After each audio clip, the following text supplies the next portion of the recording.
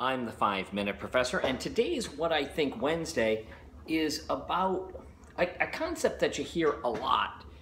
When people say the answer is simple. There are so few things anywhere, and especially when it comes to politics and international diplomacy, there are so few things that are really simple. This past week, we marked the anniversary of the Iraqi invasion of Kuwait, August 2nd, 1990. Now, there are some things which go into that. Iran and Iraq had been fighting each other in a territorial war between a secular power and a religious power for a decade leading up to that time. And over the course of that time, Iraq had aligned with Kuwait, which was a little weird because up until that point, Kuwait had really been an ally of the Soviet Union, and they were the only ones in the area that were, and Saddam Hussein wasn't really a Soviet satellite leader. He wanted to have more control than the Soviets would have wanted him to have.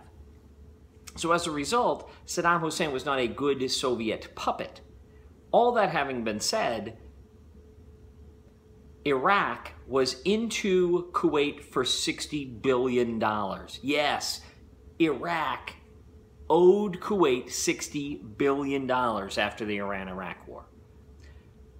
And Saddam did something which a lot of countries do, and they asked for the debt to be forgiven, but Kuwait was not interested in forgiving that debt, treating it as if it was a cost which they needed to shoulder, because that was never their deal. Their deal was that they were loaning money to Saddam Hussein to fight a war he wanted to fight, not a war that Kuwait wanted him to fight. But Kuwait wasn't really against Iraq in the war, so they were willing to loan them money and arms and what they needed. And of course, at the same time, Saddam Hussein is bombing and gassing Kurds in northern Iraq. That brings us to the point where, by August 2nd, 1990, Saddam Hussein is thinking, all right, so they've got a deep water port, which we don't have, and they've got oil reserves, which Iraq has some of, but nothing like what Kuwait has. Kuwait has the 7th largest oil reserves in the world. Of all the OPEC nations, they have the 7th largest, and they're tiny. So that having been said, Iraq decides we're just going to invade Kuwait, and we're going to see if anybody will do anything about it. Well, here's what someone did. The U.S. led a coalition of troops from practically everywhere around the world to help drive the Iraqis out of Kuwait. And it worked. And then the coalition decided that its job was not to drive Iraq with Saddam Hussein from power, because better to have this guy who we know who he is than what might fill that vacuum. And it turns out maybe George Herbert Walker Bush knew what he was doing when he stopped the invasion of Iraq before they toppled Saddam Hussein, because, well, ISIS is worse than Saddam Hussein, which is unbelievable because he gassed his own people. But that just goes to point out that it is complicated. And in almost every circumstance, you can see an answer, and in retrospect, maybe it's not the right answer. Maybe.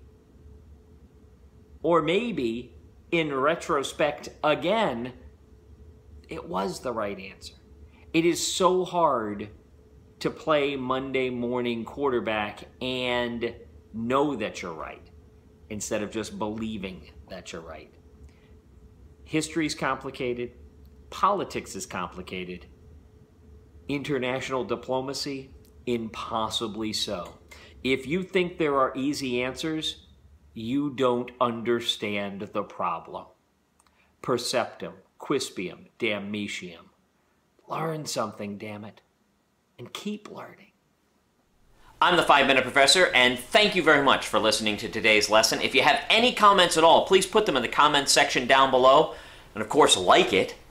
and subscribe to the channel. But most important, if you liked it, if you commented, and if you subscribed, tell your friends. Perceptum, quispium, damnitium.